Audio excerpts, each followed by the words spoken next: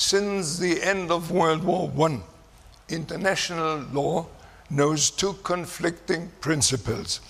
That is the inviolability of territories and boundaries on the one side, and the right of self-determination on the other. Until the end of World War I, Great Britain, the USA, France, and Russia had waged wars without restraint to acquire more territories.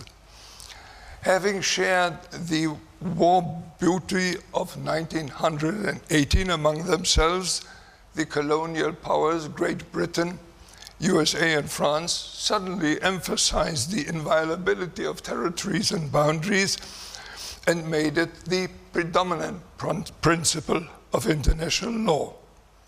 The second idea that had been raised to a principle of international law was the right of self-determination. From the very first, this right was mainly a lever to legitimize stripping the vanquished Germans, Austrians, and Turks of their foreign language population and territories. But the vanquished countries were deprived of much more than their foreign language territories and populations, which by itself shows that dismemberment of the vanquished was the favoring motive.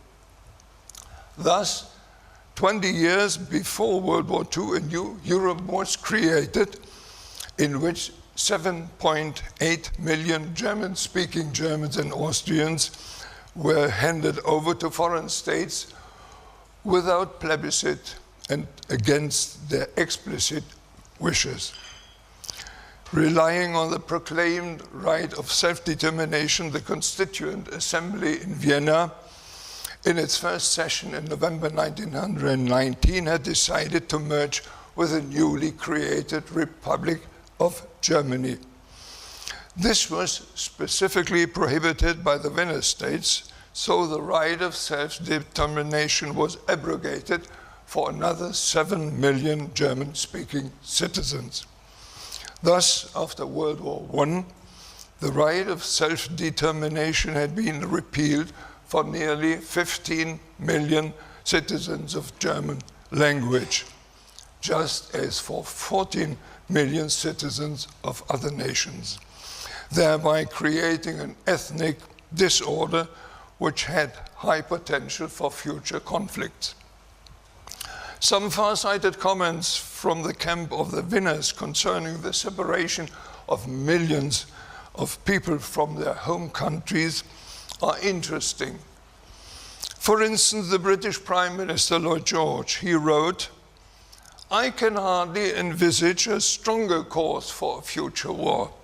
Or the French Marshal Foch, who shortly before had led the Allied ceasefire delegation at Compiègne, he said, "That is not a peace, that is a ceasefire for 20 years. Or the American former Assistant Secretary of State, William Ballard, who was also a member of the US delegation in Versailles.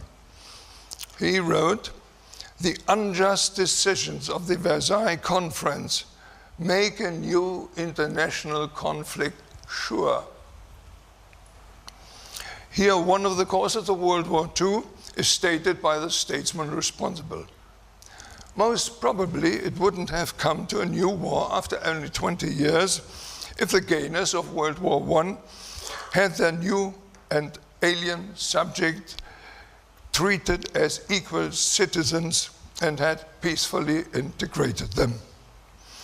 In the maltreatment by the gainer nations of their new minorities, one has to see some of the further causes of World War II.